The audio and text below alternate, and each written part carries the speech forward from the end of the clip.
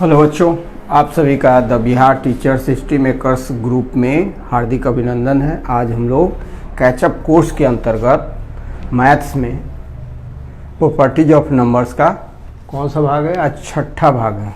छठा भाग में हम लोग पूर्ण संख्या के भाग का गुणधर्म देखेंगे।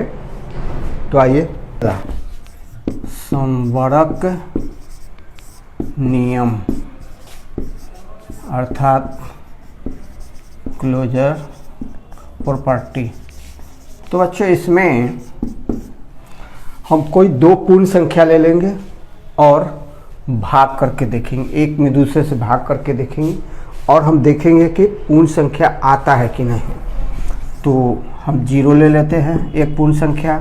दूसरी पूर्ण संख्या 2 ले लेते हैं, 0 में 2 से डिवाइड करके देखते हैं 0। तो 0 क्या है? पूर्ण संख्या। 2 क्या है? यह भी पूर्ण संख्या। और जो इसका डिवीजन आया क्वोशिएंट, वह भी पूर्ण संख्या। चलिए अब हम दूसरा प्रश्न लेते हैं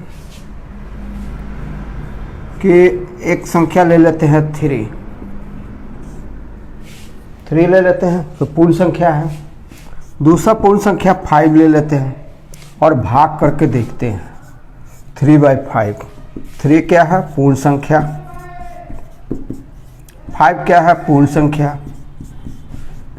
और इसका भाग जो है वह भिन्न है, वह भिन्न है या परिमेय है। परिमेय संख्या कहिए या भिन्न कहिए। तो क्या कि दो पूर्ण संख्याओं, एक पूर्ण संख्या में दूसरे पूर्ण संख्या से भाग देने पर हमेशा हमें पूर्ण संख्या नहीं मिलती है। इसलिए संवरक नियम का पालन, पूर्ण संख्या के भाग के लिए संवरक नियम का पालन नहीं होता है।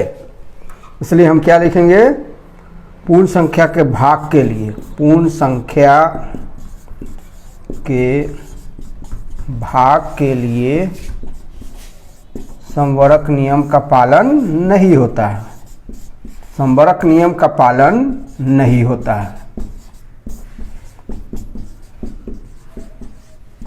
नहीं होता है। तो बच्चों, कब होता? यदि हमेशा किसी एक पूर्ण संख्या में दूसरे पूर्ण संख्या से भाग देने पर भागफल हमेशा पूर्ण संख्या आता, तब हम कहते कि पूर्ण संख्या का भाग संवरक नियम का पालन करता है।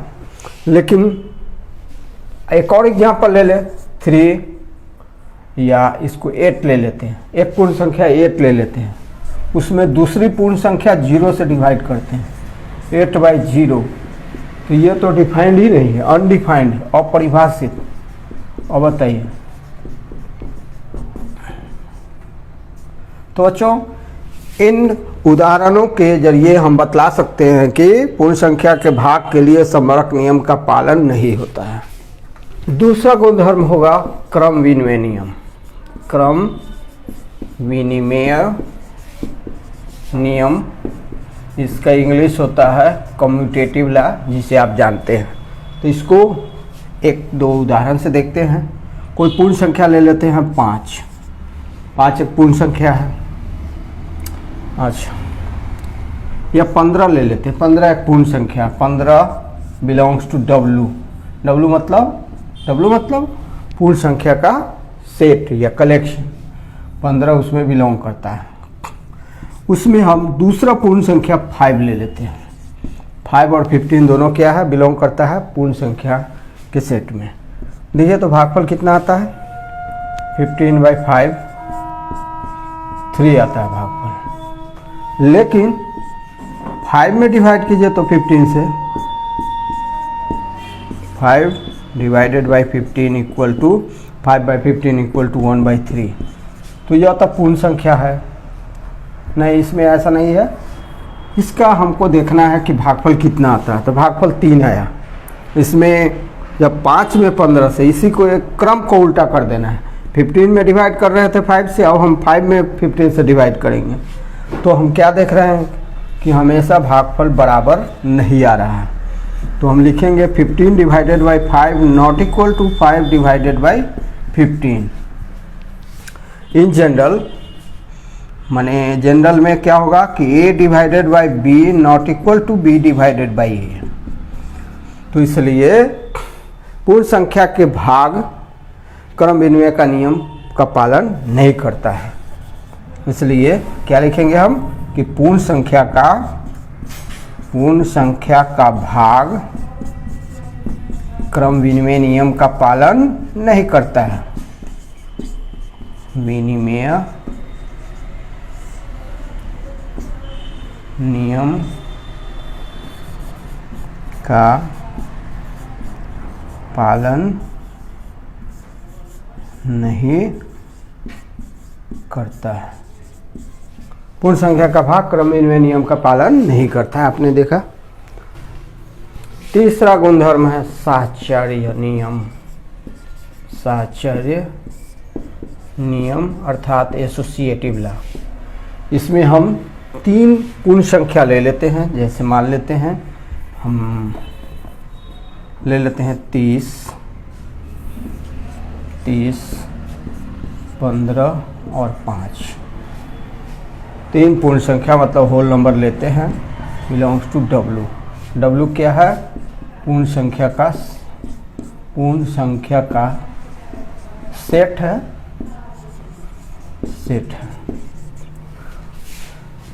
अब ऐसा करें, ऐसा करते हैं